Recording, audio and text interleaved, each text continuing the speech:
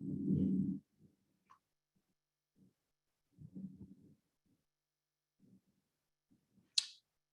evening, everyone. My name is Justin Bauer. I am a principal planner here at the Houston-Galveston Area Council. I want to welcome you to this informational meeting. Tonight, we're going to be talking about a method of distribution for community development block grant mitigation funds as part of the regional mitigation program here in the Houston-Galveston region. And I promise I will get to exactly what all of that means. But the takeaway tonight is we're here to talk about and answer questions about the most equitable and impactful ways to spend resources in our region to help our communities weather future storm events, to increase our resilience. Before we get started with the meeting, I'm going to turn it over to my colleague, Andrea Tantillo. She's going to go through some housekeeping items to make sure everyone can use this Zoom interface and get the most out of the meeting. So Andrea, with that, I will go ahead and turn it over to you. All right, thanks. Next slide, please. So we have interpreters available for tonight's meeting. ASL, American Sign Language interpreters, will be on camera and interpreting throughout the meeting. Spanish, Vietnamese, and Mandarin interpreters are also available throughout the meeting. If you need to access one of the spoken language interpreters, click on the interpretation button and choose a language on the toolbar on your computer.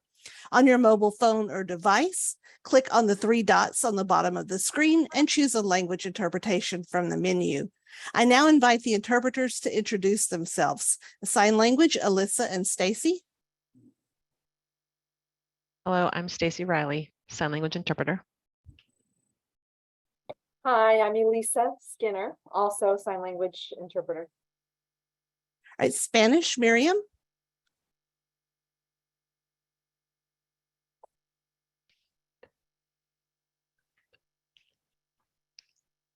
It's okay, she may not be able to unmute right now. Vietnamese, Anne.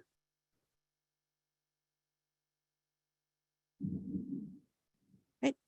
Mandarin, we. All right, next slide, please. But as a reminder, this meeting is being recorded and microphones will be muted during the presentation. You will have a chance to ask questions during designated portions of the meeting through the chat. And chat will be disabled during the presentation and will be open during the Q&A portion of the meeting. Automated closed captioning is enabled. You can click on the live transcript button to turn it on or off on your computer. Next slide. If you are on a mobile device, you can find the chat button and can enable or disable the closed captioning by clicking on the three dots on the bottom of your screen and choosing View Full Transcript on the menu. And that concludes the housekeeping. Justin, the floor is yours. Thank you, Andrea. So as I said, tonight, the purpose of the meeting tonight is to provide information on a plan called a method of distribution that is going to help us allocate funds to local governments as part of a broader response to Hurricane Harvey and other local storms. But more importantly, the main purpose of the meeting tonight and the bulk of the meeting is going to be devoted to answering your questions. We're in the middle of a public comment period on this method of distribution, and I'm going to talk more about what that means and what that process is. That started at the start of this month and it'll go through July 28th. There's a lot of different ways you can add your public comment. You can take part in this process. There'll be a formal public hearing next week. But because a public hearing is often one-sided, where you give comment and we are not allowed to interact or answer questions, we wanted to have this meeting to allow you a chance to ask your questions, get more information, make sure that if you choose to be part of this process and choose to give us your comment, that you have the information you need to do that and represent your communities. The one thing I will emphasize, though, is tonight is an informational meeting. We have a lot of different options for giving public comment, and we're going to provide all that to you this evening. But tonight's is a Q&A format. So we're going to answer questions. We're going to provide some information. But today we're not taking public comment. We're not taking statements of opinion. This is really to make sure everyone has the information they need. So briefly, we're going to talk about some federal funding, so community development block grant mitigation funds that are coming to be put to use in our region. We're going to talk about the regional mitigation program, the program under which those funds are going to be distributed here in our region. And most specifically, we're going to talk about the method of distribution, which is the plan for how we take those funds and we allocate them, again, to make sure we're best meeting our local needs and best protecting our local communities. We're going to dig a little deeper into the specific method of distribution that we've developed, that we're proposing for this region. But again, The bulk of the meeting is going to be devoted to answering your questions, making sure you have the information you need.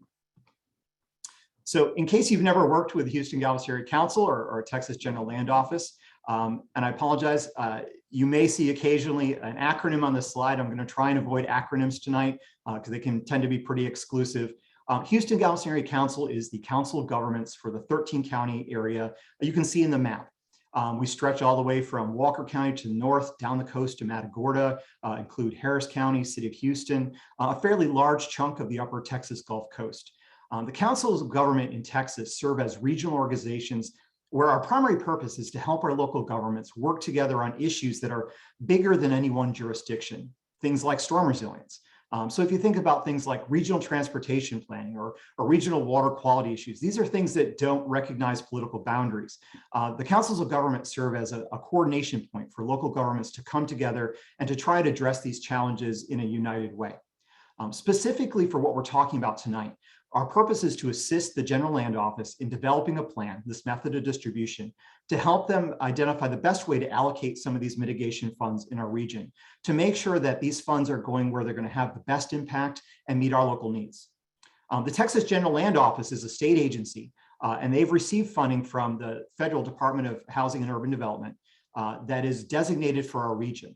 And so we're working with them to make sure that among the very large array of programs and efforts that they oversee for disaster resilience, that this piece is equitably, like I said, and impactfully being used in our region.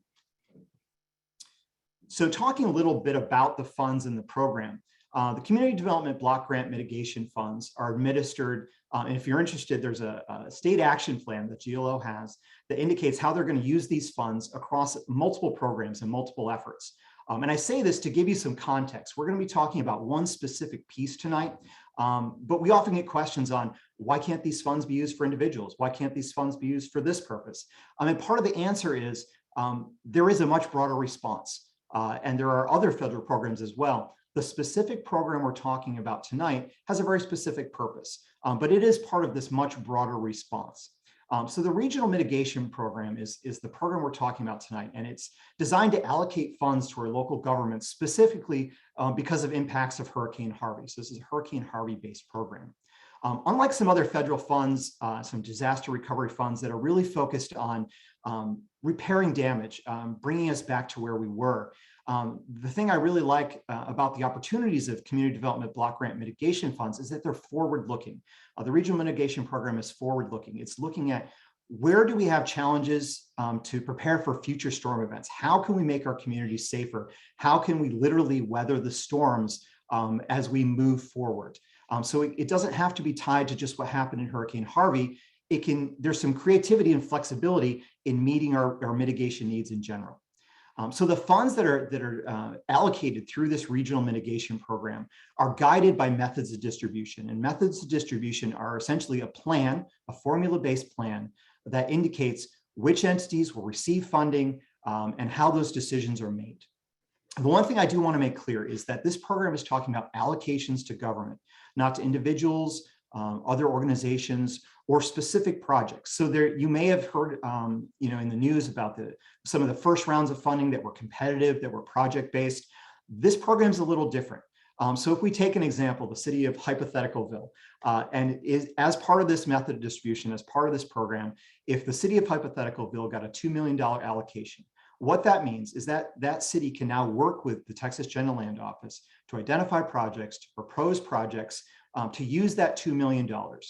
They don't have to submit these projects in advance of this method of distribution. They're not scored, they're not criteria. They just have to meet the requirements of the program and be approved by GLO. So that gives a little more flexibility to our local governments in meeting their specific needs.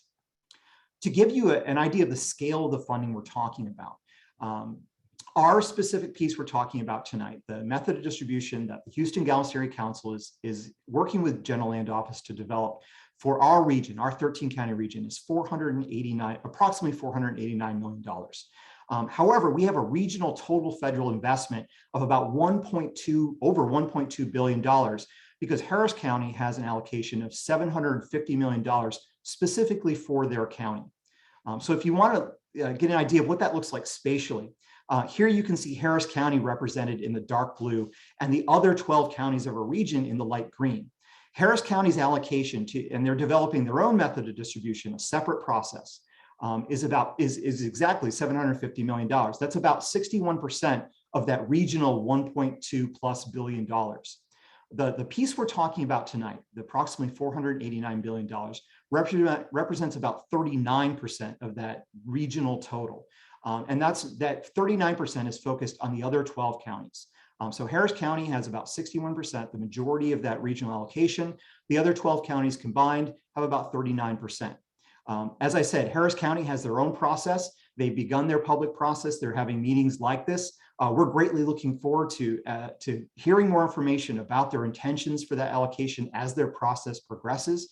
But tonight we're going to be focusing on that $489 million.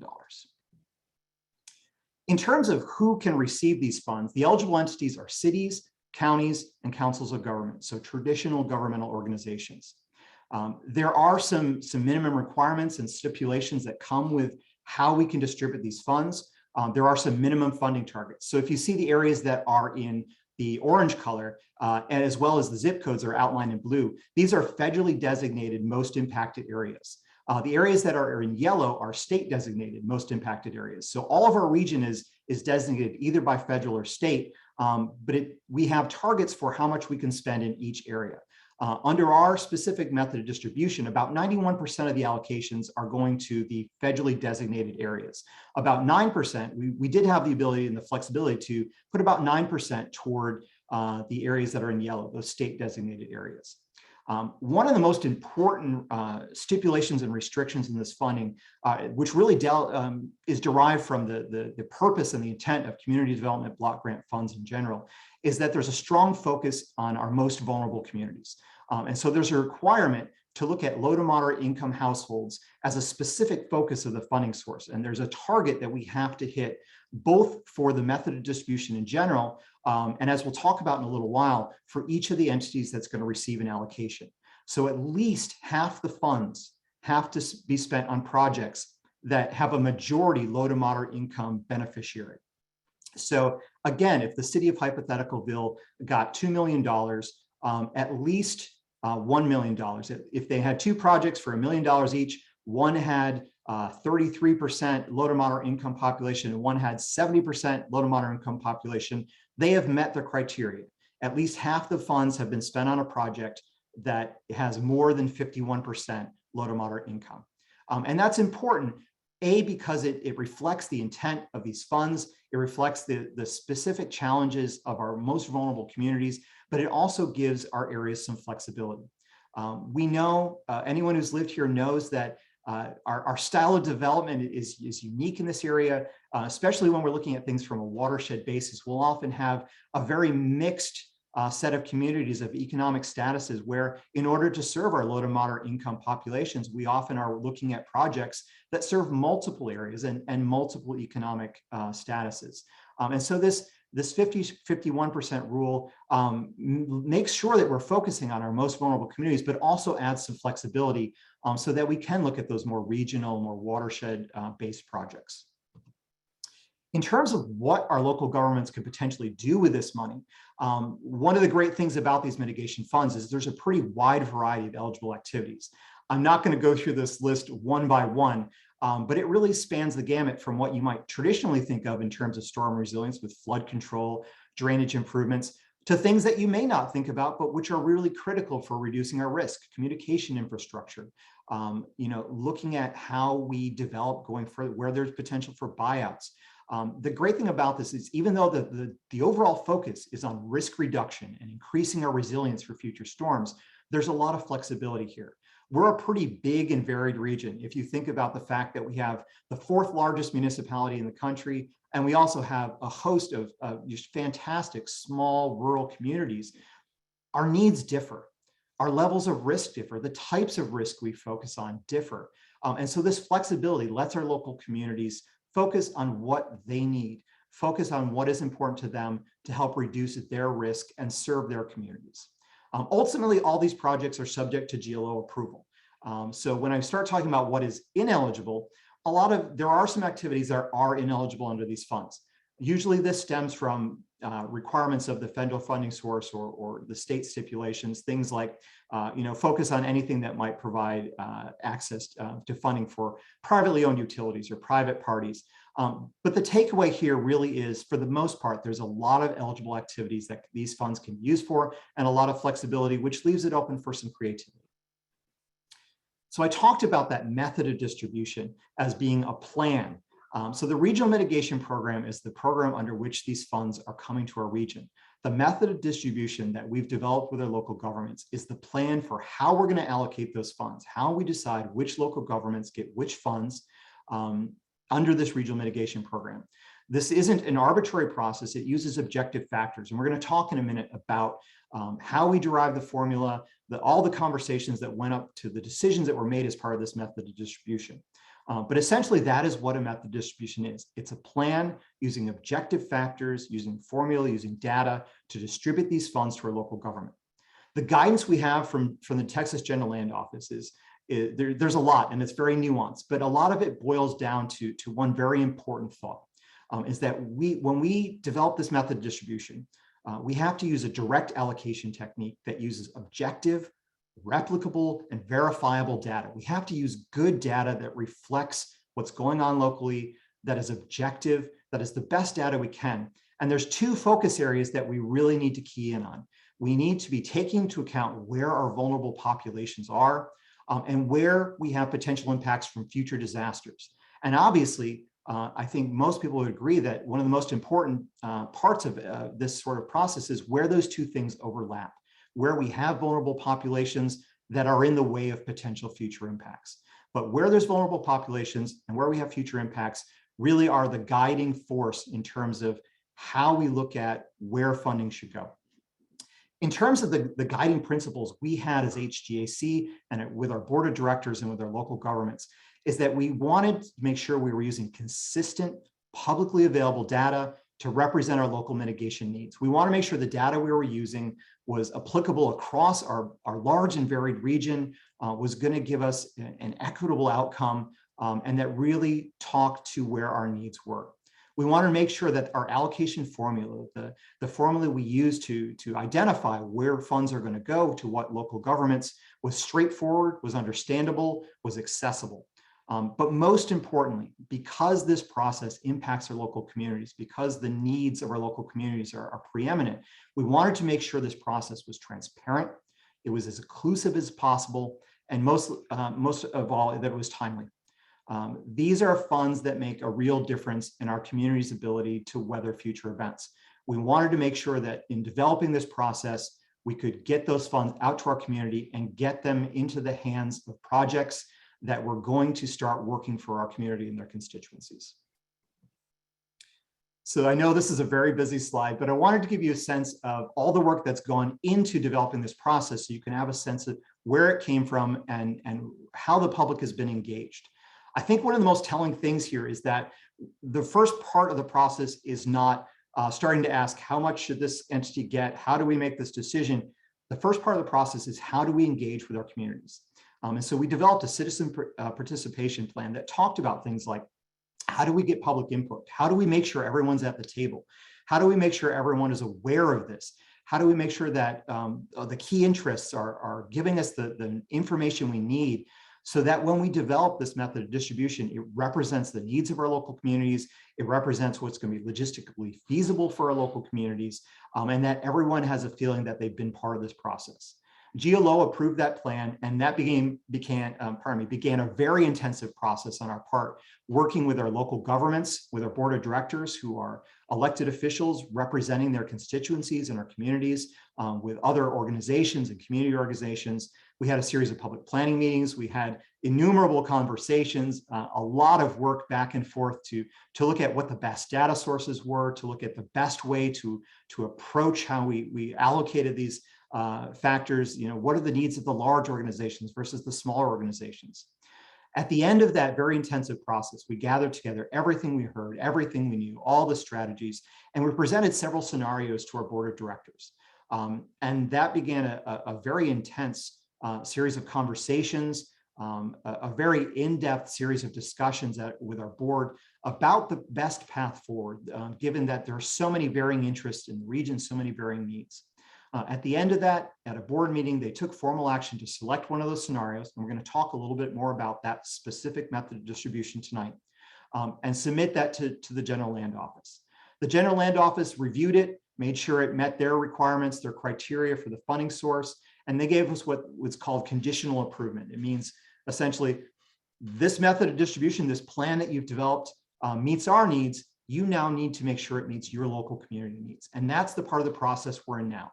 So like I said, our public comment process started earlier this month. All this information is publicly available on our website. And Andrea, if you wouldn't mind, go ahead and put the link to our website up in the chat so people can access that and all the information and ways of entering public comment there. And we also started a big public engagement process. We're not required to have this informational meeting, but again, because a formal public hearing is not the best forum for interaction, for back and forth. It's a great way to be heard. It's a great way to achieve the goal of intake of comments, but we wanted to make sure there was a chance to answer your questions before we got to that process. Like I said, we're going to give a lot of information on how you can enter public comment, how you can get more information, but we're in that process right now, and that'll go through July 28th. At that point, we'll summarize everything we hear, everything we've talked about with our local governments, with other organizations, all the feedback you've given us. We'll bring that to our board. Our board will consider everything they've heard and decide whether there's changes that need to be made, where there's some points that were raised that we need to take into account. We need to revise that method of distribution. Likely at our August board meeting, they will decide on a final method of distribution that will be submitted to the Texas General Land Office. They'll review it again and give it their approval. At that point, the real work begins. We'll notify all the local governments that are receiving an allocation. You've got an allocation. It is time to start working with GLO, get some projects moving and get things on the ground for your constituencies. And that's the part of the process we're really looking forward to when we can start making a real difference in our communities. So in terms of the method of distribution itself, so that is what it is. It's the plan for how we're going to allocate those monies. But I want to talk a little bit about our specific method of distribution for that $489 million. As I've already said, this was the product of some really intensive conversations over time with our local governments, our communities, everyone that had some interest in this process. The bulk of what that method of distribution contains is some formula-based direct allocations for our local governments. And you'll notice that I said for 12 counties.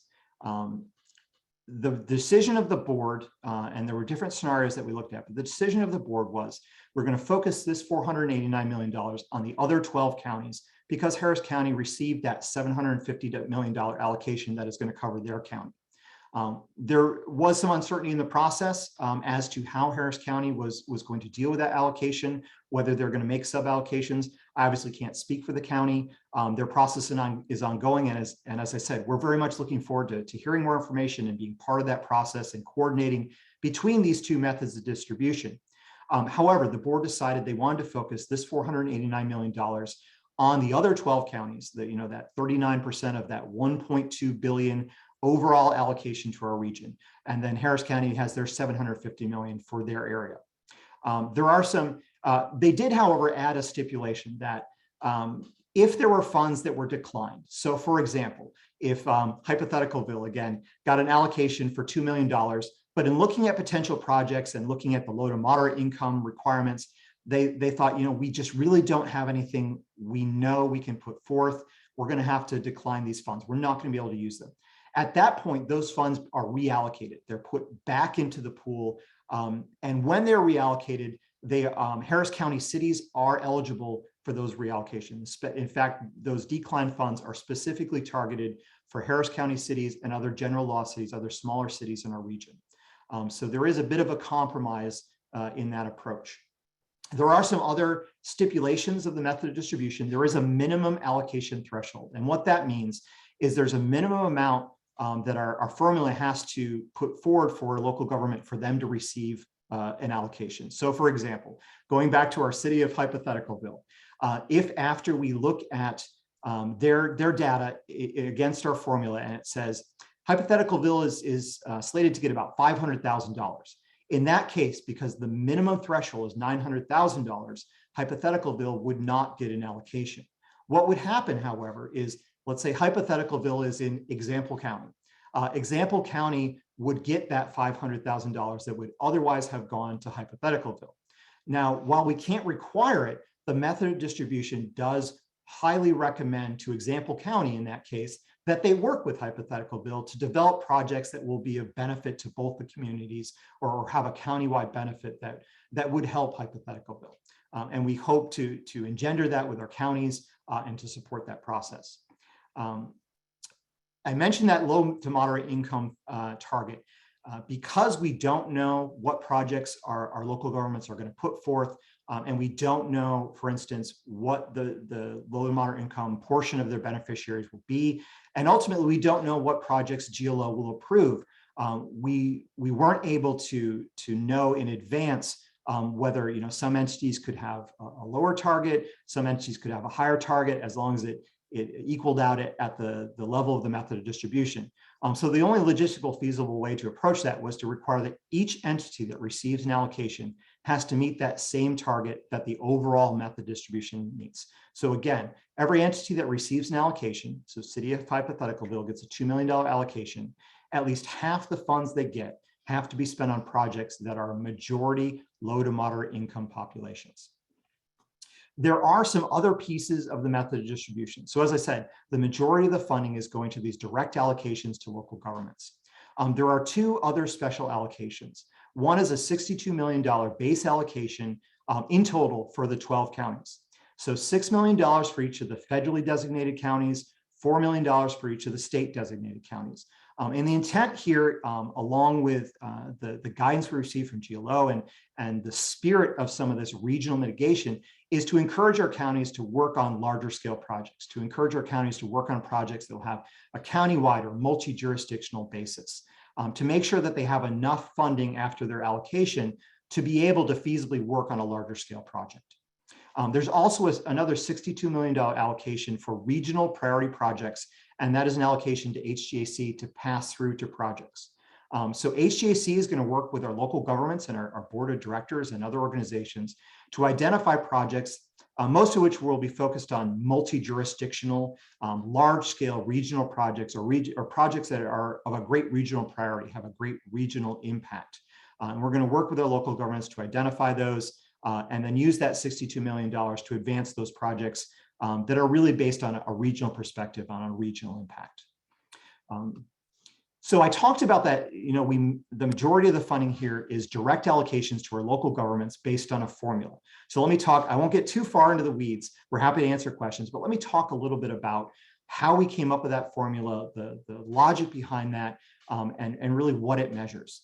One of the things we talked about the most during the process leading up to this method distribution was, what data do we use? Anyone who works in public planning or in disaster response know we're just awash in data sources. Sometimes the biggest challenge is taking all that sea of data and turning it into usable information. So we spent a lot of time looking at what data sources we had, looking how applicable those data sources were to our region as a whole. Some of the data sources that we originally looked at that we thought were really great data, either we didn't have data across the region, or there were other reasons to think that it really wouldn't be something that was universally applicable. So again, the two things we really need to be looking at when we're assessing where needs are where we have vulnerable populations and where we have areas that are likely going to be impacted by future events. And we used past events as one of the proxies for where we're likely to have future events, because that tends to be a very good indicator.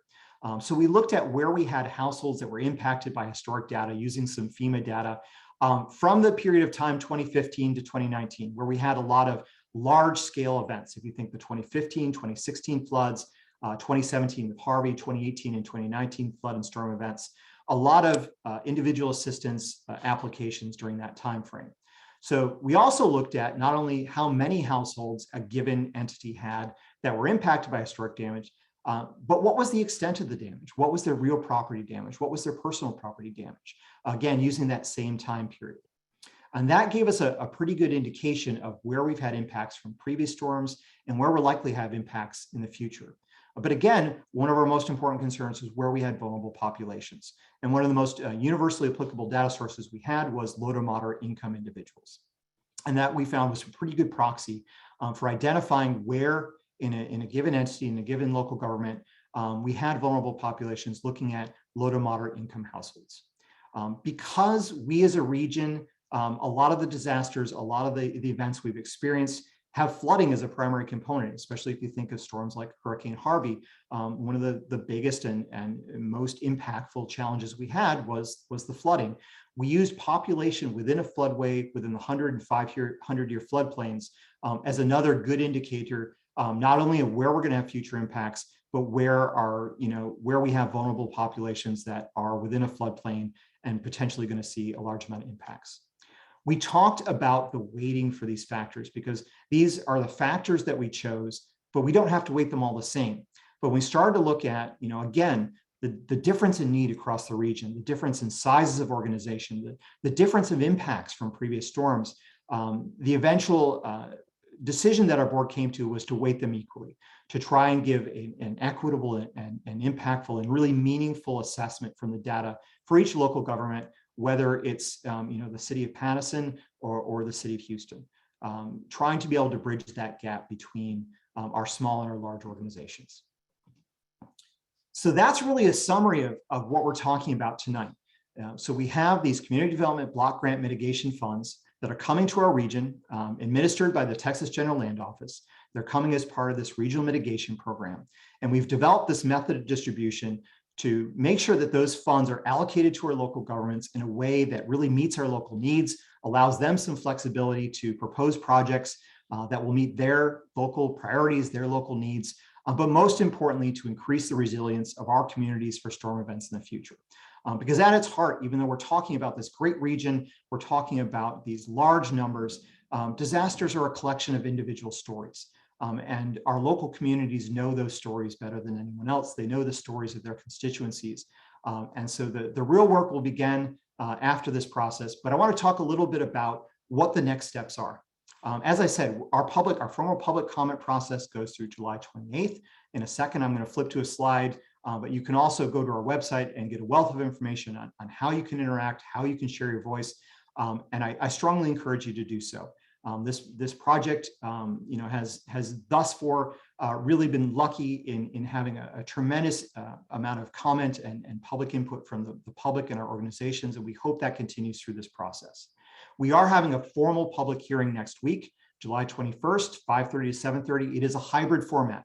So if you're not able to make it to our offices in Greenway Plaza, 3555 Timmons in Houston, we encourage you to join us by phone or like we are today on Zoom. And again, we have a lot more information on the website. I hope you'll go take a look. After we've gone through that process, after we've analyzed, we've summarized everything we received, all the comment we received, we'll bring that to our board. We'll have those conversations with them. They will have that conversation as a deliberative body of your organizations, your constituencies, and they will recommend a final method of distribution, including any revisions that they choose to make. Again, after GLO reviews and approves, we'll start that real work with our local governments. Local governments will propose projects to GLO, get those approved, and start moving forward. The Texas General Land Office has said that they intend to provide some additional guidance after we're through this method distribution process for our local governments that are receiving allocations. So if you have a lot of questions on how do I propose, what is that going to look like, there is guidance coming. I don't want to speak for General Land Office, but I believe the intent was to set up some workshops as well regionally to make sure that there was some chance for back and forth and some real good in-depth information on how that process is going to proceed from here on. But we very much look forward to hearing more. I hope this is giving you an idea of what has come before, how we've arrived at this method of distribution. That really brings us to the most important part of this meeting. I'm going to stop talking at you and we're going to go to questions and answer. Just to give you a real kind of sense of how this is going to work, we're asking that you use the chat function to enter your questions in chat. That lets us know what order questions are received, so we'll read out your question. I'll do my very best to answer it. If for any reason I can't give you the level of nuance I need to tonight or the level of detail, I promise we will follow up with you directly. We're going to try and get through as many questions as we can tonight. Again, if there are any questions that we can't get to, I will follow up with you. We'll make sure that you get an answer. If you're on the phone, please dial *9 to raise your hand. We'll see that, and make sure when we do recognize you, you hit *6 if you're on the phone and don't have access to chat, or for any other reason, for any accessibility reason, you cannot use the chat, you can use the raise hand feature in Zoom. However, if you do have access to chat, we are asking you to use that just to make sure we can get through as many questions as we can. When you put your question in chat, you could just include your name. And if you are here representing an organization, please put that. So for example, I would put Justin Bauer, H-GAC, or I would spell it out, Houston-Galveston Area Council, to get rid of acronyms. My question is, why is there an LMI requirement? We do ask you, if you can, keep your questions brief. We are going to try and get through as many people as we can. We have a large number of people on the call today, and I'm excited to see that. I'm excited to hear your questions. Again, this is a question and answer format. I understand, there's obviously a lot of opinions, a lot of strong opinions about this process, potentially about this method of distribution. Even if you didn't have an opinion before, after hearing what I said, you may now have an opinion. I hope you'll take those opinions, you'll enter those as public comment, but tonight we are focusing on questions. So we ask that you refrain from just statements of opinion or comment that really aren't related to questions. So with that, I will end my portion of talking at you. I put up on the slide here some ways of contacting us, but we'll start looking at some questions. Wendy, if you don't mind, we'll go ahead and if you wouldn't mind reading the first question, I'll do my very best to start answering. Okay. From Sally Alcorn, when will Harris County mod be complete? That's a great question. And at first, I want to take the opportunity to thank Councilman Alcorn and our other elected leaders here who have just worked passionately and tirelessly on this process. Given the extent of conversations and the extent of interest in our region, this was not an easy process, and a large bulk of that work was borne by our elected officials. So Councilman Alcorn, I really appreciate especially your leadership in this process. In terms of Harris County's mod, I want to be careful because I don't want to speak for Harris County. They have had an initial public meeting. We were there. We're continuing to coordinate with the county. We are looking forward ourselves to having more information in that process. I haven't seen yet another announcement for a public meeting from Harris County. They are in the initial portion of their process. So we have gone through the initial preliminary review by GLO. They still have to go through this process. So there will be additional opportunities for public comment for the Harris County method of distribution. My best recommendation, and I hate to pass the buck, would be to contact them directly and ask them that, because we're looking forward to that information as well. Your next question, Wendy? Yes, Meg Duffy. Why is LMI calculated using the 2011 through 2015 time span rather than something more recent? So just to be clear, when we're talking about that 2015 to 2019 span, part of that is based on some conversations our board of directors had. We originally were looking at a larger time span. There was a feeling, and again, I'm not going to speak to the intents and hearts and minds of our elected officials, just trying to reflect the conversations that were had. There was a feeling that our initial time span, which was longer backwards, not forwards, didn't really reflect the intent of the funding source, the intent of the storms that were covered under the state action plan by GLO. And that's why that time period was shortening to 2015 to 2019. Specifically, again, for this program, because this is a Hurricane Harvey based program, we didn't want to limit it to just that year, knowing that obviously we'd had the tax day floods, 2015, 2016 events, additional events in 2018 and 2019. But we felt that that period was fairly representative of when we'd had storm events, when we'd had applications for assistance, where we'd had real property damage. So that was the reason why that specific time frame was chosen. The next question, Wendy? Tracy Stevens from Sunnyside Community, area code 77051. Can we get a copy of your presentation, including the speaker's commendation? Absolutely. And Tracy, thank you so much. I neglected to say that at the start of the meeting. Shame on me. We are recording this. We are going to put it up, I believe, on our YouTube channel. We'll make sure that that's publicly available. We're going to try and get it up ASAP.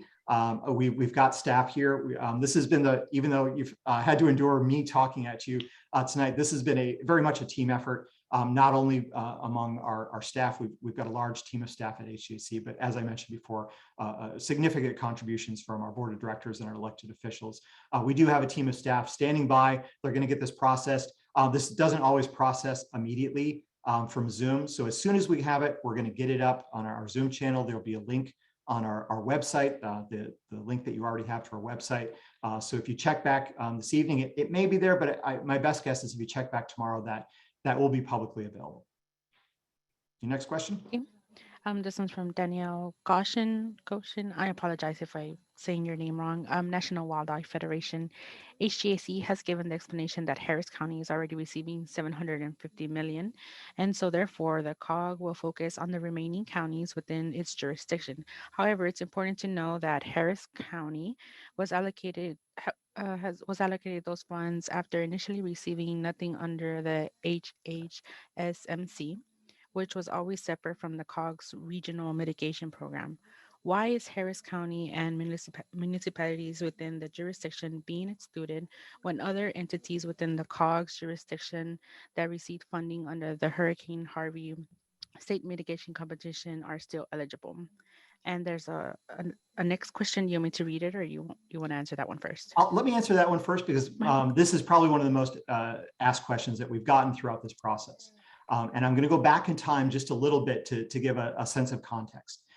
So initially, when we started talking about this method of distribution, prior to Harris County getting that allocation, we had about 209 million, I believe it was 209,410,000 that was originally projected for our region.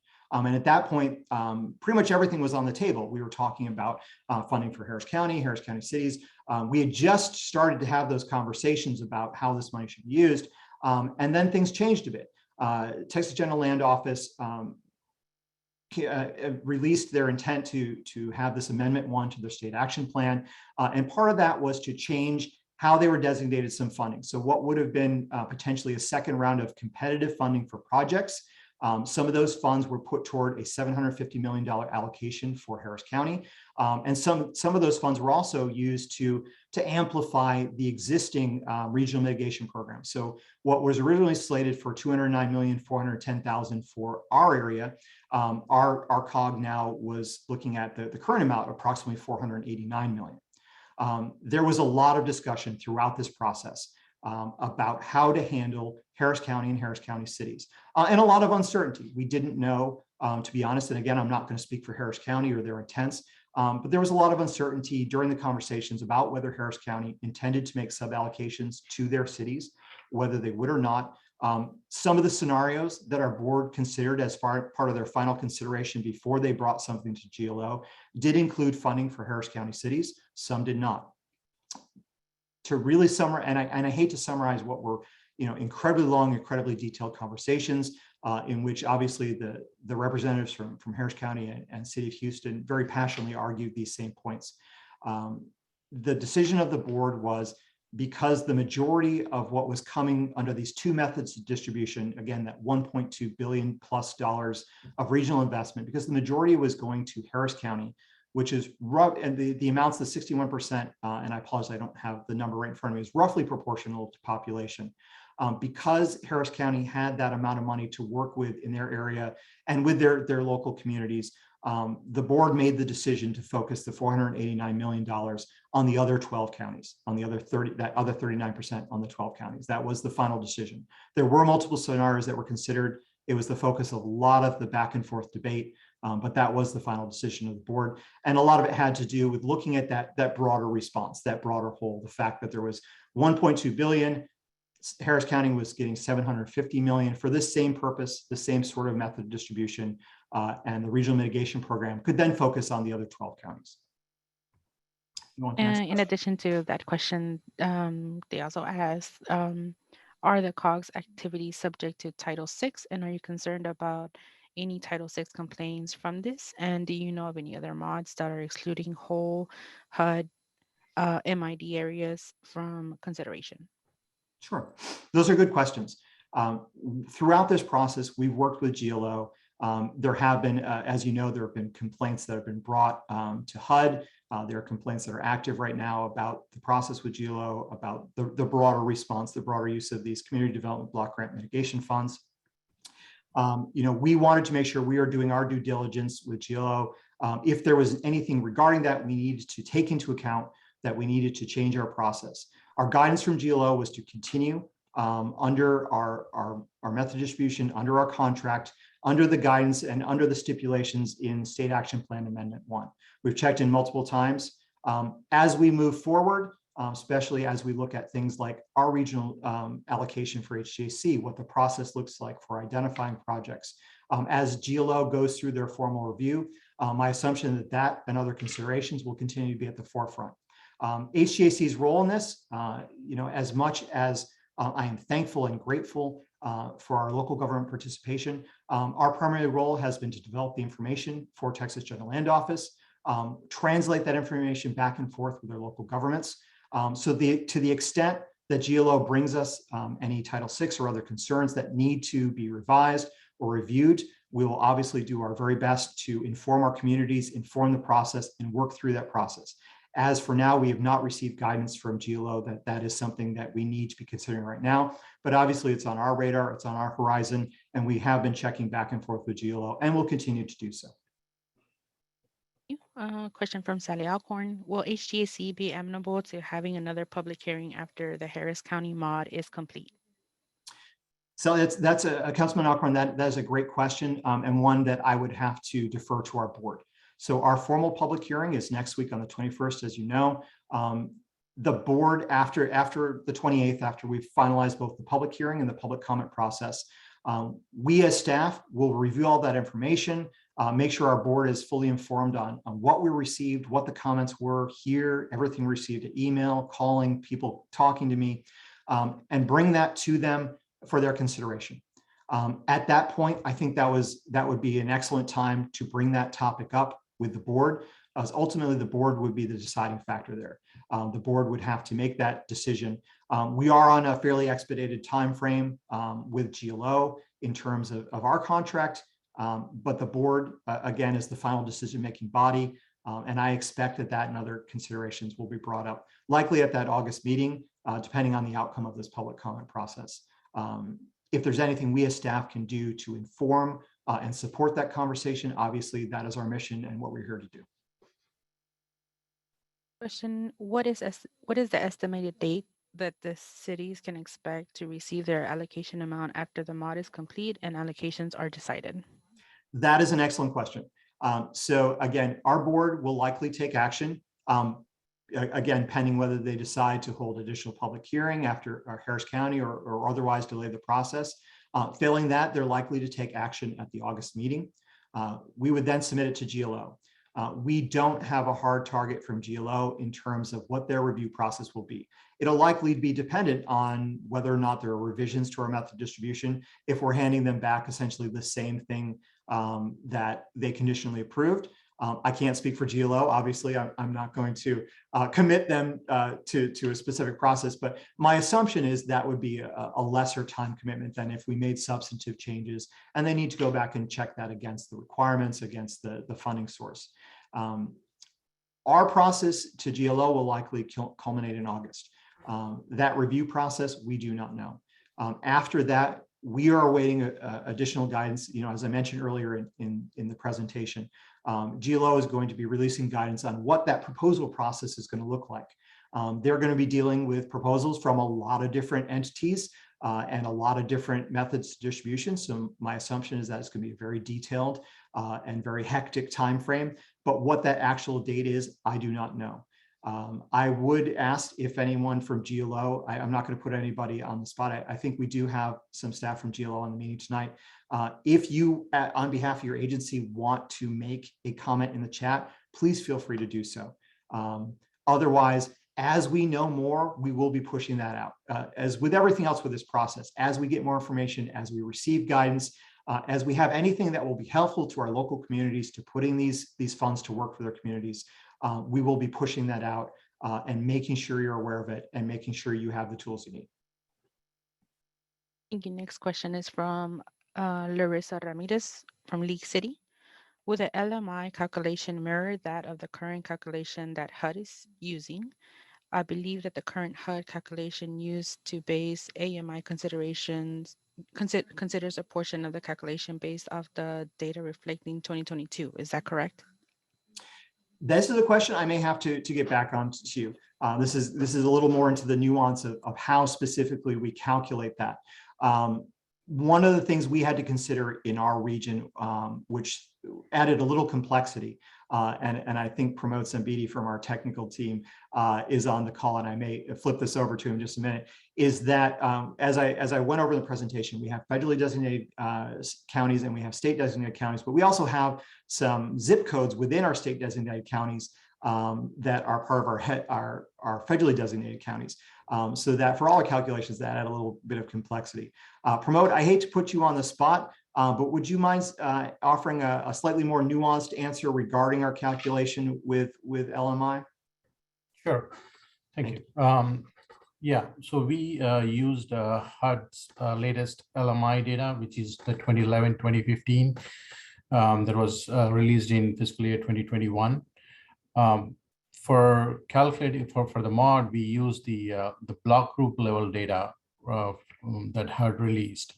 So the reason we use the block group level is because we have zip codes in the mod, so we have to calculate allocations based on the HUD mid and the state mid area. So that's why we use the block group level data, and we applied that to the latest city boundaries.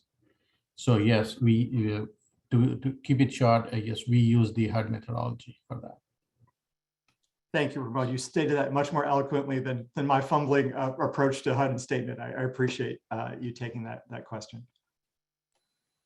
Okay, next question is from Peggy Zoller from League City.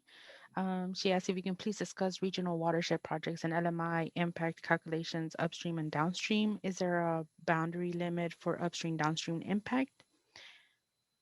That's a great question. You know, we've accumulated questions and from both our member governments and our communities and our own staff that we intend to work through. We've begun to work through with GLO as part of this project proposal process. I think one of the most important things, because we have that LMI component, is going to be how do we calculate the benefit areas.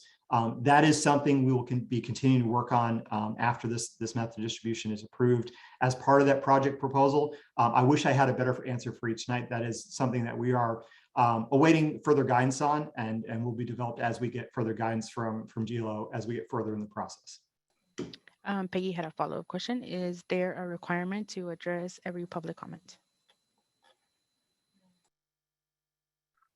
Pardon me, I've been talking a while. So we do have responses to the comments we receive. If that's what you mean, if for the formal comments that we receive, as we did in the preliminary public comment period, we will have formal responses for each of those comments or questions we receive. For tonight, this is a question and answer format. So I'm answering your questions, and I will certainly follow up afterwards. If you have something that you want to make sure is part of the formal public comment record, I would recommend you use the information on the slide that I'm going to put back up, and there we go, just in a moment, to contact us one of these, and then it will be part of the record and it will have a formal response. Thank you. Question from Sashi Kumar. Our hypothetical city is both in Harris and Fort Bend County. We have a direct allocation from Fort Bend County. Does this mean that we are still eligible for Harris County allocation? How is that distributed? Excellent. Thank you, Shashi, for bringing up that piece of nuance. One of the things that our mod did recognize is that we have several communities that span counties. So for example, you know, someone had mentioned that City of Houston didn't get an allocation in this mod. It's not quite true. They didn't get an allocation for the portion of City of Houston that's in Harris County. City of Houston is you know, as an expansive city, is represented in other counties. So for example, Fort Bend County, there's a fairly appreciable population of the city of Houston in Fort Bend County. I think it's actually one of, you know, in terms of population, it's one of the larger cities in Fort Bend County.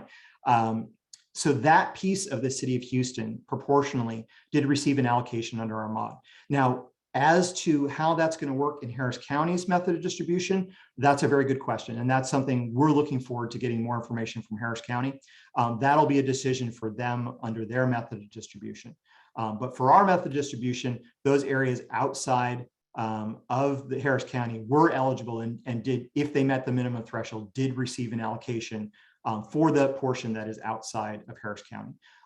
And the other caveat is obviously, because we have that stipulation on reallocation, if there are declined funds, those declined funds can be allocated to cities within Harris County.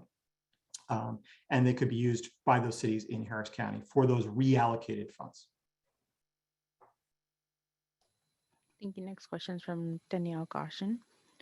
I'm sorry, I skipped one. This one's from Carol Borrego. CDBG DR used 70% low mod income for eligibility. Why a 20% change in low mod income eligibility down to 50%? So that is the result, and I'm going to be careful here because this process took place at the level of HUD and General Land Office. That is a result. My understanding is obviously the inherent differences between those programs, between the intended use of disaster recovery versus mitigation, the more forward-looking funds. That was the agreement reached between HUD and General Land Office. That is not specific to this method of distribution. So that was baked in. We had actually, our board of directors, our local governments had actually requested a waiver from GLO to reduce our target to 44%.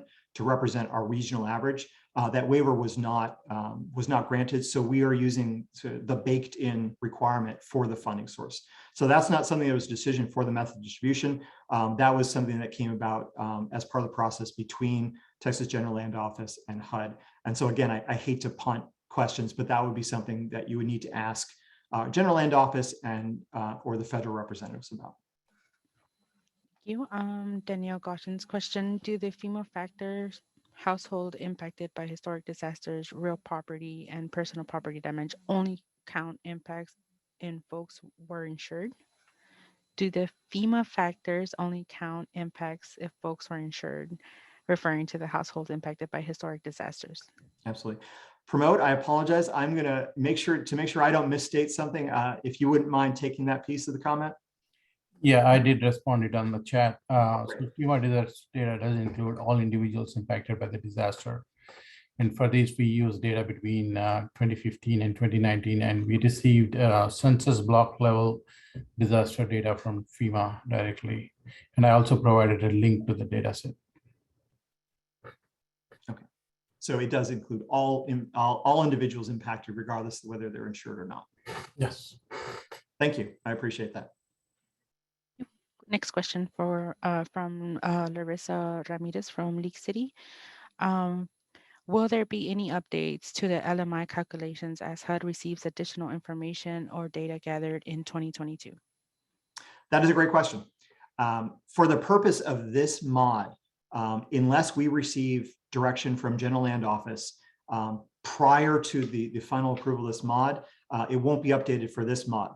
Now, going forward with the project proposals, as our local governments start to identify their projects and their project areas, that will be a question for General Land Office at that time, whether their guidance will be to use an updated data source as it comes into play or not.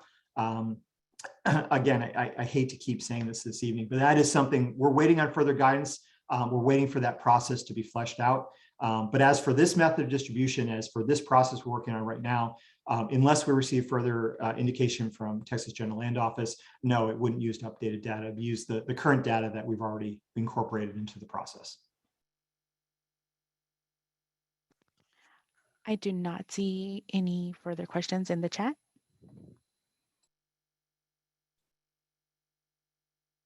I want to make it clear to anyone who might be on the line who may be hesitant, we are answering any and all questions.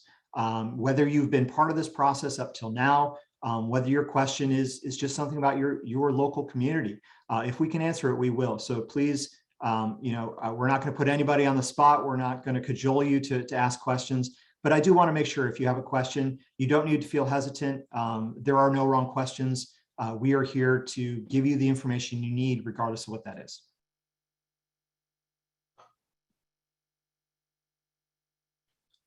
I saw something just pop. No, that was nothing.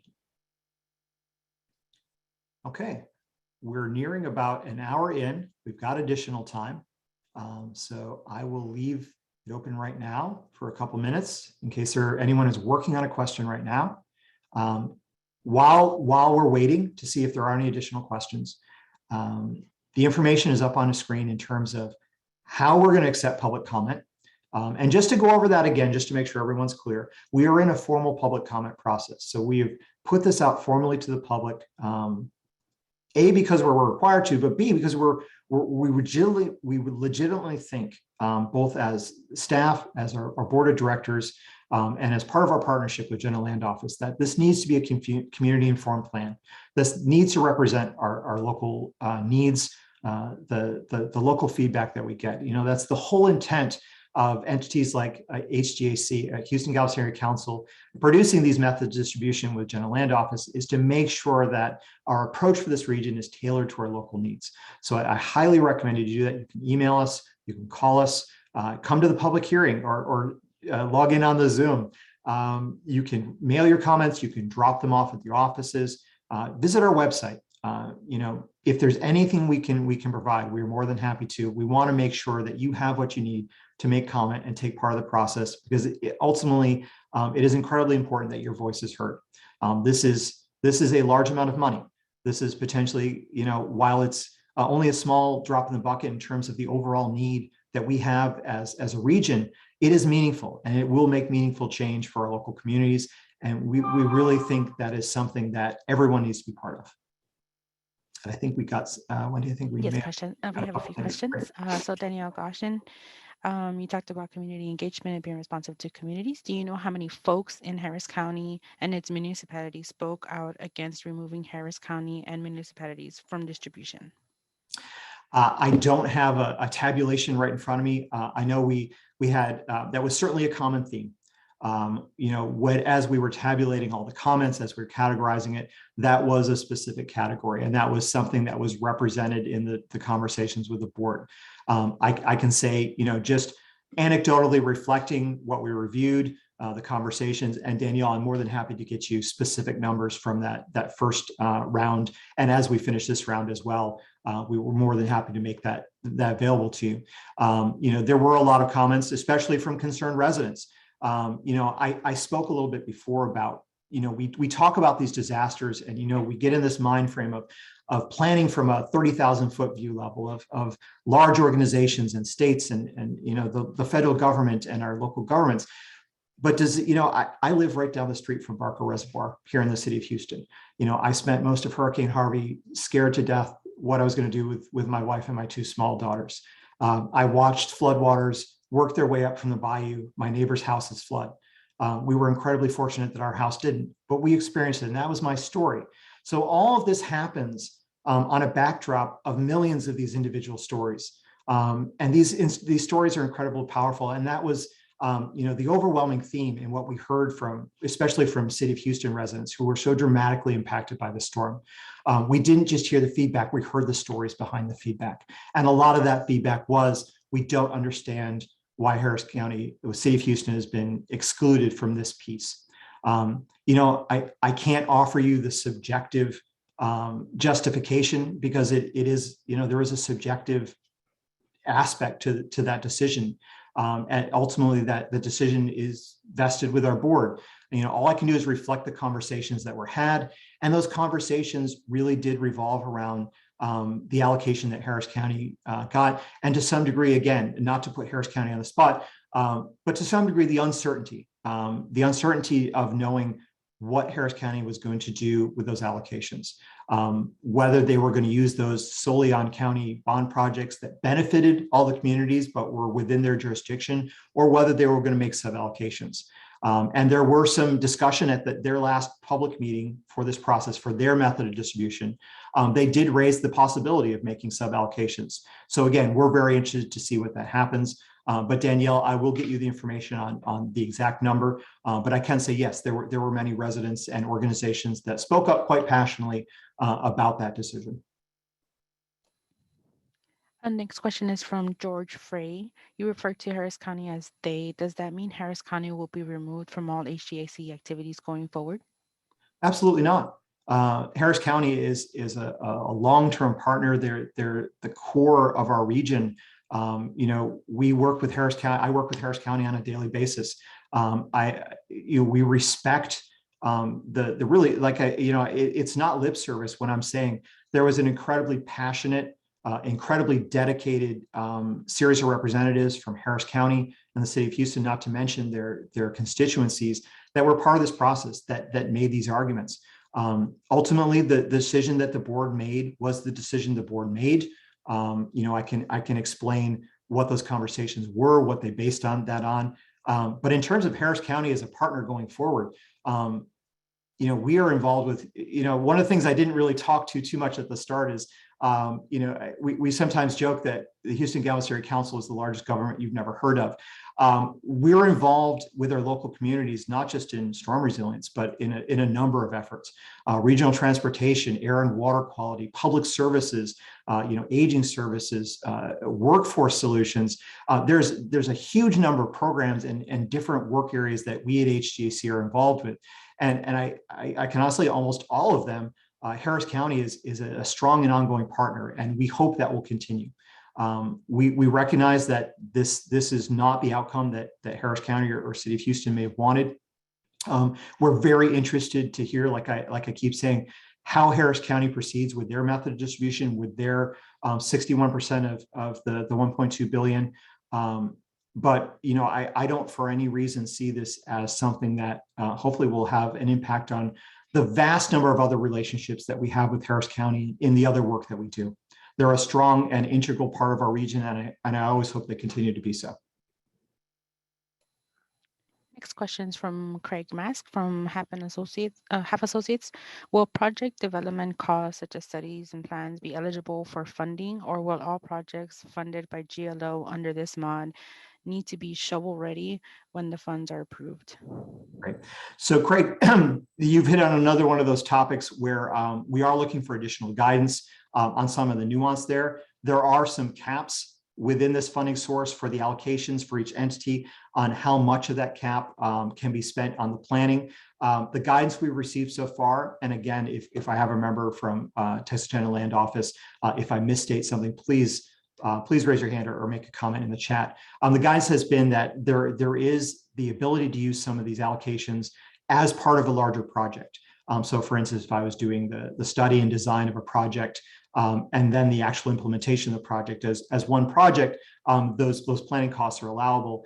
To the best of our understanding, the standalone planning projects would not be eligible. It would have to be tied to sort of some implementable activity. But that's something we'll continue to develop an understanding with as we get to that project proposal phase and as GLO releases a little more guidance on what that's going to look like. Next question from Tracy Stevens. Those projects previously presented by the City of Houston for CDBG funding, will City have to resubmit, or what happens to the requested projects?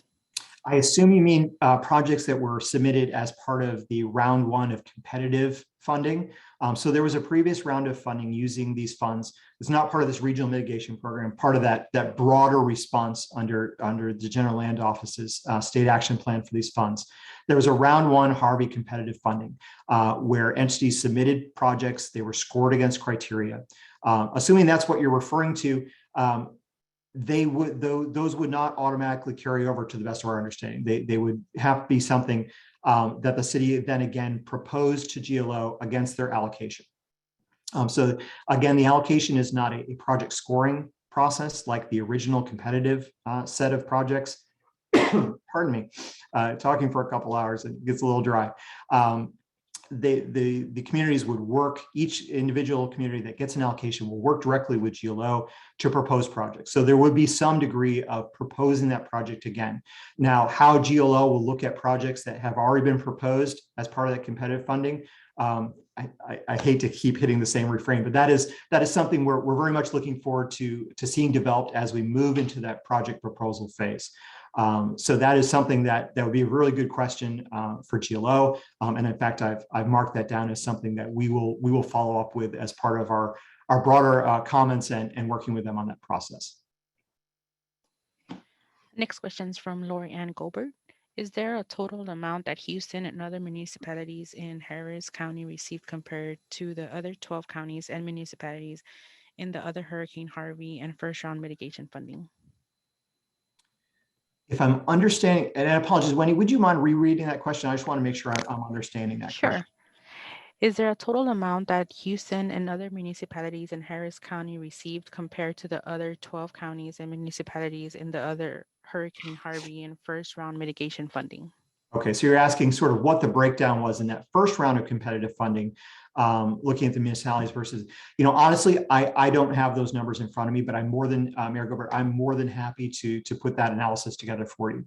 I do know that there was a sense, or at least expressed by Houston Harris County, that they did not do exceptionally well under that first round of funding.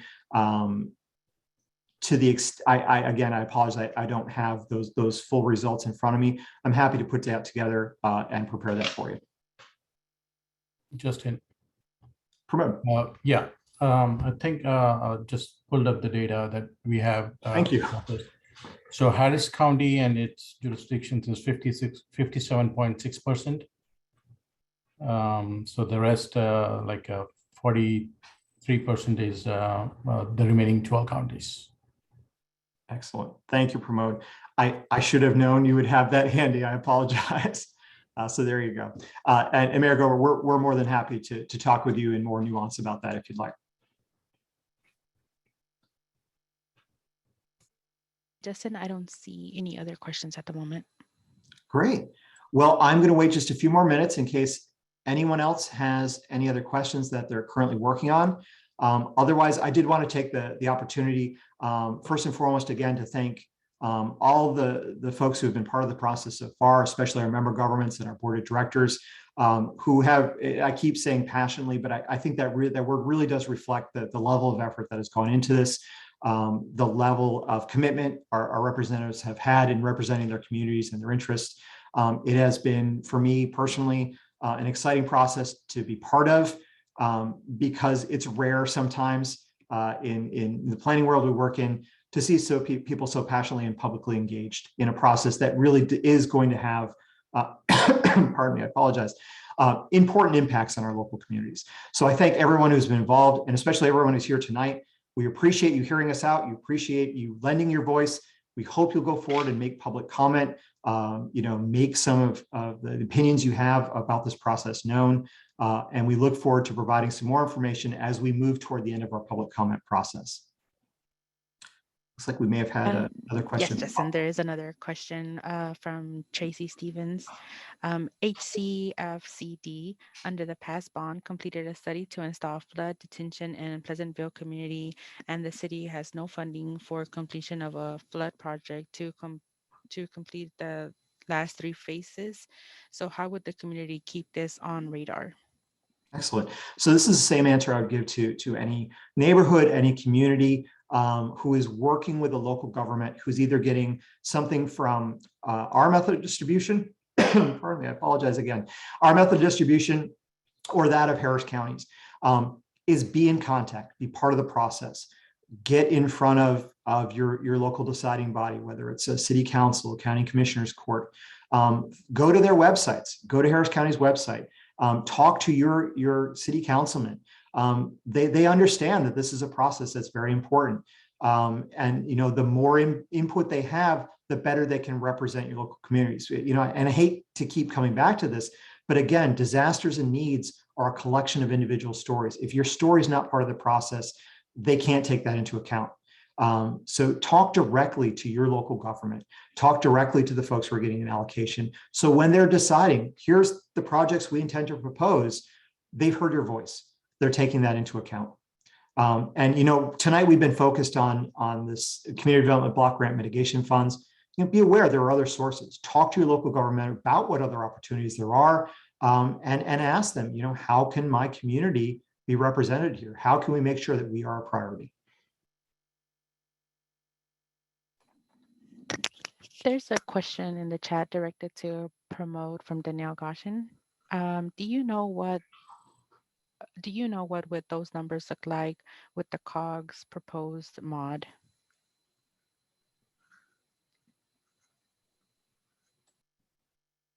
So I probably need to calculate that. So basically, if we use Harris County getting 750 million and the remaining 762,000 going to 12 counties, I can calculate that and we'll get back to you.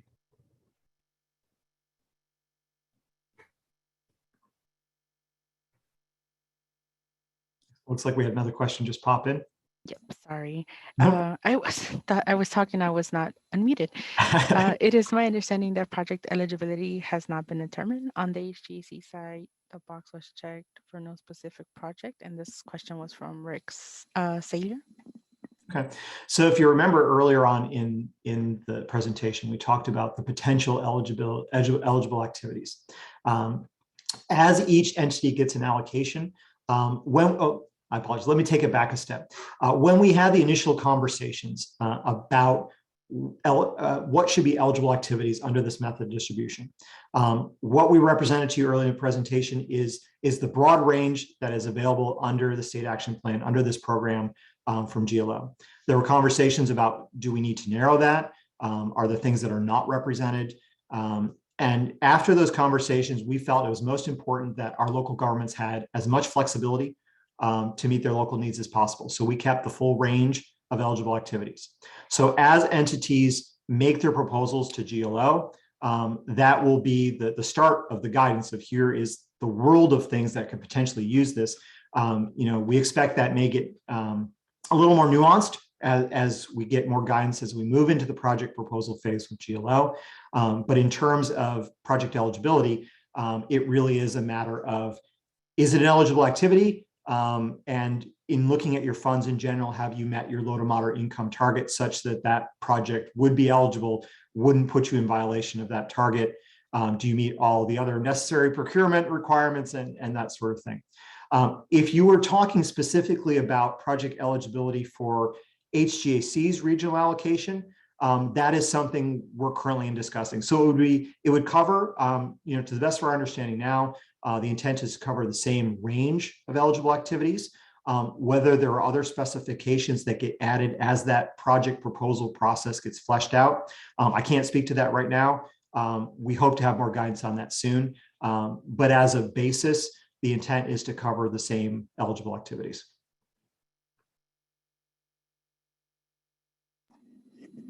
Listen, I do not see any questions in the chat at the moment. Excellent. Well, we're nearing the 7 o'clock hour. We still have time in this. I'm not going to make any more speeches about being part of the process. Again, we will make that plug. Please don't in any way be hesitant to reach out and make comment as part of this process. We want to hear from everyone, whether you've been involved or whether you're a resident who's concerned about your community and you're hearing about this for the first time. All of this is important. So Wendy, unless anything else is on, I think we have come to the end of the meeting. I will pause for just a minute to make sure if anyone's typing. Oh, yeah, another one. And I'll grab this one because I see it right now. Do you have a timeline for project submittals? That timeline's really, Rick, that project's really going to be dependent on, the timeline is going to be dependent on the review process on GLO side. So after we submit, likely in August, pending any further discussions by the board as Councilmember Alcorn recommended. If we submit in August, it will go through a review process with GLO, the extent of which we don't know. We don't know necessarily what that time frame is. Part of it will depend on what changes we make. In terms of the submittal for the projects itself, again, that'll be part of that guidance from GLO as we work through it. My expectation is there will be a minimum time that has to start happening. It won't stretch the full 6-year period of the funding source, but we're looking for more information on that as well. And I apologize, I misstated a little earlier. We're getting close to the end. We will be here till 7:30. I just want to make sure that clear. If anyone needs to depart, please don't hesitate. Don't feel that you need to stay if you've had your question answered. But you're certainly welcome to stick around. We will be here to answer questions through the full posted time.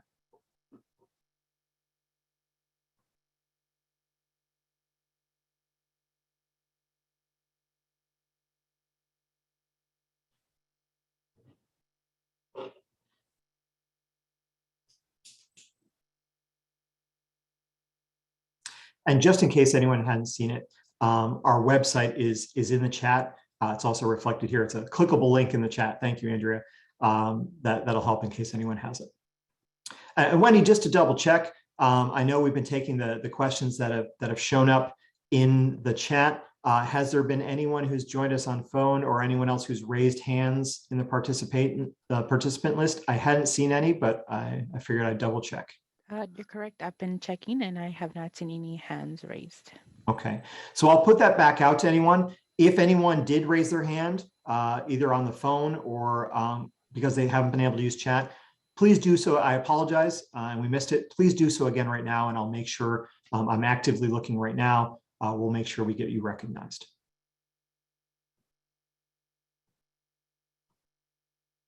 Wendy, if you can help me do that, I'd appreciate that. Yep, I'm looking and I did not see anything. Neither do I.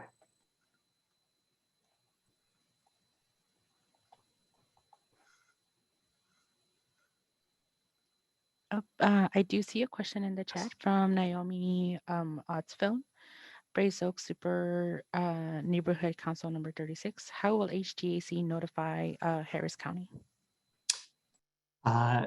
Naomi, if you wouldn't mind adding maybe a little clarification to that question. I'm not sure what you mean in terms of us notifying us of the results of this method of distribution, or notifying. I'm not sure what you mean by notifying them.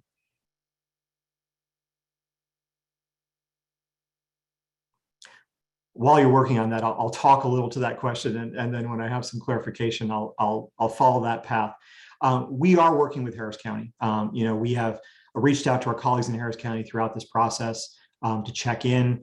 We have been part of their public meeting. We took part in that. We're looking forward to continue to taking part in their public meeting. We're involved with Harris County and a lot of other related, flood mitigation projects.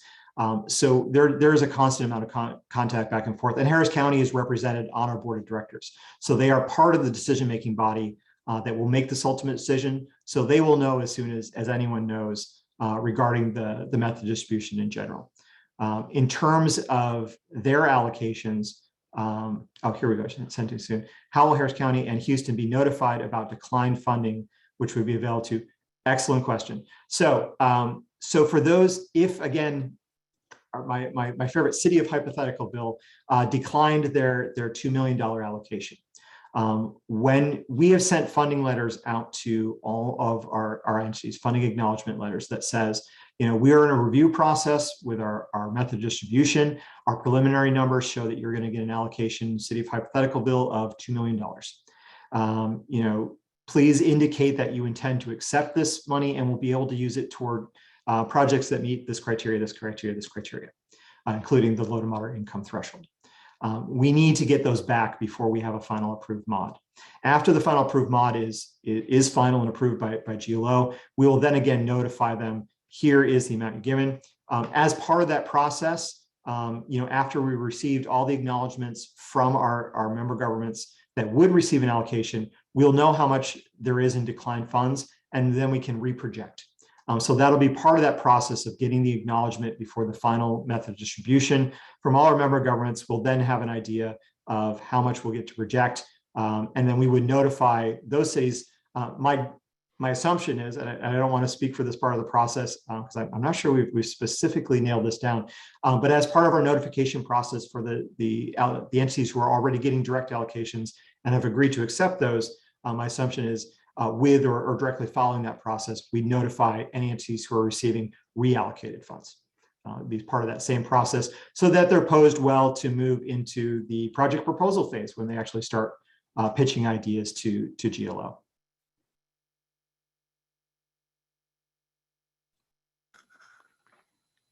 Hopefully I didn't muddy the waters too much with my initial response. And I don't see any questions in the chat, but I do see Pramod answering Danielle's question. So. Excellent. Thank you, Pramod. I appreciate that. Well, I will take a moment then, while we're waiting for more questions or more comments, and I will put this out first. If anyone here has any questions, maybe not specific to method distribution, but something I've talked about tonight, please feel free to pose them. We're more than happy to answer those. To give you an idea of other opportunities to get engaged, if you're really concerned about flood mitigation, about impacts to your communities, about how you can have a voice, there are a lot of potential opportunities. There are some larger scale planning opportunities that are going on right now. Houston-Galveston Area Council sits as a member, as an advisory member, a non-voting member on one of the regional flood planning groups. So the state of Texas has several basin-wide, really large-scale regional flood planning groups that operate to try and do exactly what we're doing with this method of distribution on a large scale, to engender cooperation and mutual planning under organizations, local governments that are part of the same river basin, that are the same, experiencing the same flooding issues. That process is undergoing. They've released their draft flood plan. We'd be happy to talk to you about that and point you to someone with their organization if you're interested in that process. For the San Jacinto River specifically, I know some of the other major basins in the region are also working. Here at Houston-Galveston Area Council, we have a regional flood management committee. It is a group of elected officials, local floodplain managers, and pretty much anyone who has an interest in floodplain management and flood mitigation in our region. Those are open to the public. And in fact, as a shameless plug, we do have a meeting coming up next week on the 20th and I apologize, I don't have let me bring this information up right in front of me, which is Wednesday. And I'd be happy to provide you more information. We'll be happy to put a link on that. But we have these on a quarterly basis, and they're a great opportunity to hear from our local governments, our local floodplain managers, our local organizations. I know Danielle Goshen's on this call. She's been there often. We've had some great presentations on even things like using natural infrastructure, the tremendous power we have as a region to use our natural resources, the natural function that we get from things like urban forests and riparian buffers along waterways. All these amazing, we call ecosystem services, but all the real benefits we get from our natural systems that can really supplement and help us meet our challenges as a region in terms of flood mitigation. That's certainly been something we've been focusing on recently. And we'd love to start, engaging more with communities that maybe are dealing with things that have some focus on natural resources, because we think that's an important part of this flood mitigation venue of discussion. But in general, there's a lot of things going on in the region. I am more than happy to talk to anyone about what's going on, how you can get plugged in your local government, in your local processes. Because again, we're very interested in making sure that our local communities are represented, so that what we plan, the things we put forward, the money we spend best serves our constituencies. I haven't seen anything else pop up in chat. Cheryl, I don't want to put you on the spot or any of our other staff, but if anyone else has something they think would be relevant to this conversation about H-GAC services or programs, please feel free to jump on and share that with everyone. No, I don't, but I think there is another comment. So Wendy, if you want to read it. There's another question from Morgan Lumley, Montgomery County OEM. Are declined funds open to all eligible jurisdictions, even if they received an initial allocation through the COG? So functionally, no. The compromise position the board reached is that instead of reallocated funds going just back into a pool and pushed out to everyone who got an allocation, who's eligible for an allocation. They're specifically targeted for Harris County cities as well as general law cities. So these would be entities for the Harris County portions of those cities. Let me be clear, because there is the instance, for example, City of Houston is slated to get a direct allocation for their Fort Bend County, their external county pieces, not their Harris County portion. They would be eligible for reallocated funds, even though they've gotten that allocation, because they were not eligible for their Harris County portion. So it is Harris County cities and small general law cities that are the recipients of the decline funds, the reallocated funds. And another, not specific to this question, but another piece that may be of interest is it is an important decision for our local governments to make when they receive the letter from us about the allocation, because you have the choice to decline it, and if you decline it, you have declined it. That means whether they're reallocated funds, whether there are funds that are left over at the end of the process, as sometimes happens in methods of distribution. I can't say that will happen here. You would not be eligible for receiving those funds, to our best understanding, unless something changes with the process. So if you have participated in the program, you've participated. If you haven't, if you've declined, then you've declined. So that's an important consideration to take into account.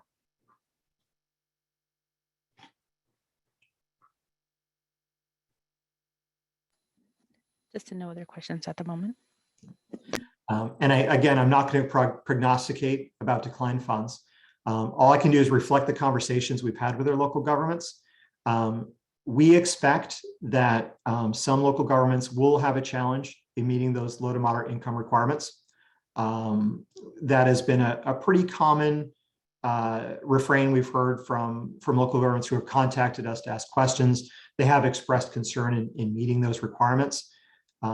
Whether that translates into folks declining their allocation, I don't expect that will be a common theme, but we have heard that some local governments are having a challenge meeting those criteria. So there is the potential there will be declined funds. We just don't have a good sense of what the extent and scale of that will be.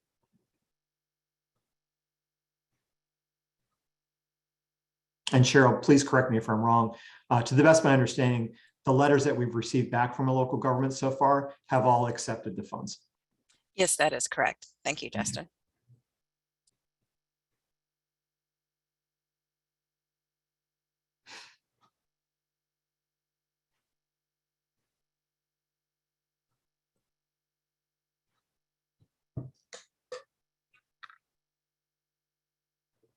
Pardon me for stepping away for a moment just to take a glass of water.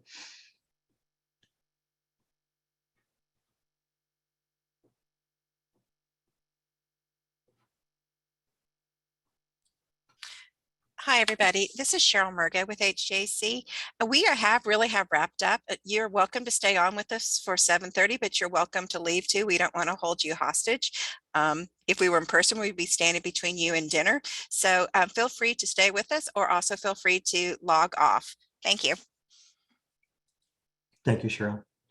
And just a reminder again, your opportunity to ask questions or make public comment doesn't end tonight. Up on the screen are all the opportunities you have to reach us. We hope you'll do so. Even if tonight you're making dinner and you say, oh, I should ask Justin this question. Here you go. Please, we want to make sure you're informed.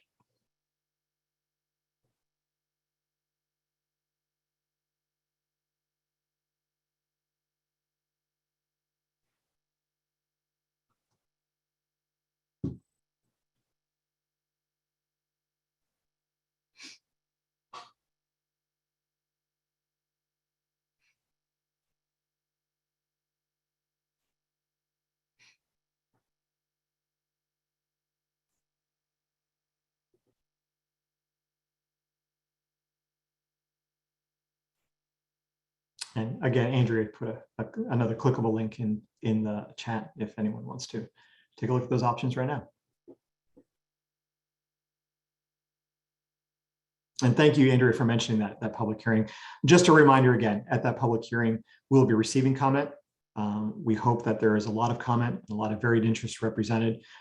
We'll be very limited in our response. We won't be able to engage in and answer questions or respond to comments because it's a formal public hearing. So please utilize, we welcome you there. Please also utilize any of these other options in the meantime.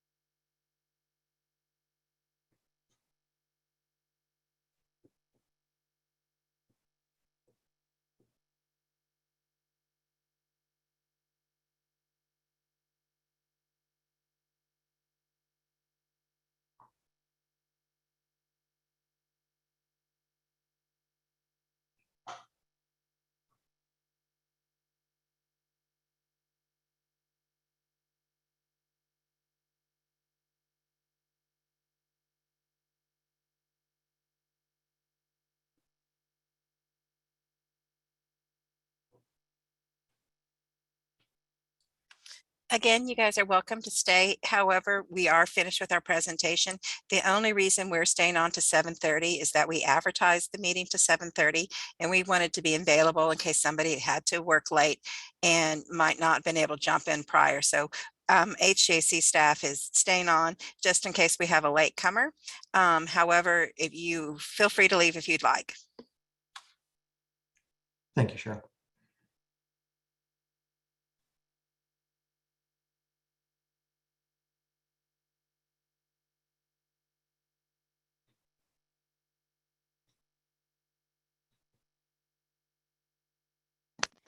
There's a question in the chat, Justin, from Jorge Alba from City of Sugarland. To whom should we direct the letter accepting the allocation? Thank you. So it should be addressed to a designated signatory for your organization. We need someone to sign off on that, obviously, who is authorized to do so.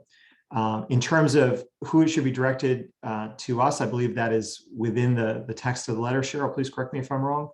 I believe the return address is included in the letter. Yes, it is. And the letter went to the chief elected official. If for some reason someone is expecting a letter and hasn't received it or is not sure where it is, please let us know. And we will make sure that a copy gets back to you so that you can process it in a timely manner. We know this is a fairly expedited process. Getting these letters out to you, getting them response back before we have our final method of distribution. So anything we can do to support you, please let us know.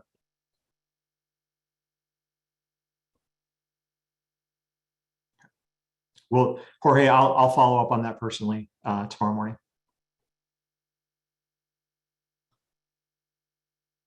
Just to be clear, Jorge, it went to the mayor. So he should have gotten an email from us and also official snail mail. So as Justin said, we'll follow up with you, but we sent snail mail and emails to Mayor Zimmerman, but we will follow up.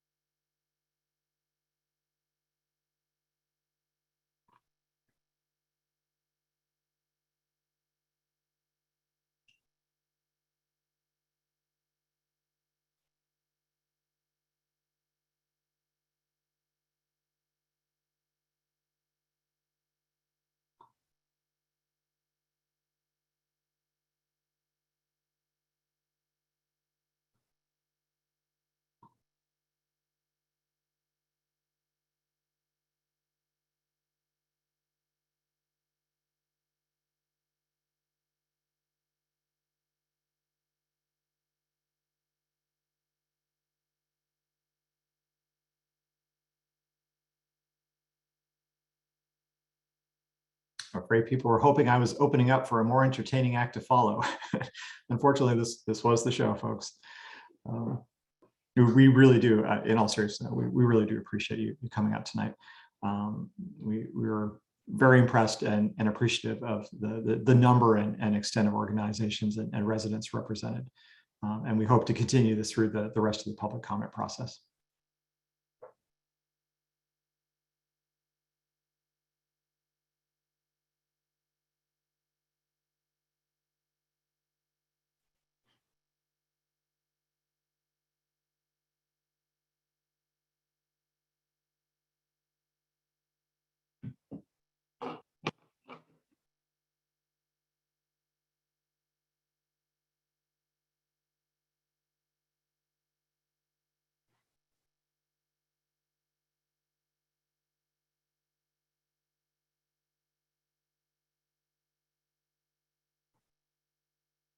Wendy, I apologize. I don't know if you've been watching the participant list. I have not. I put this back on my screen.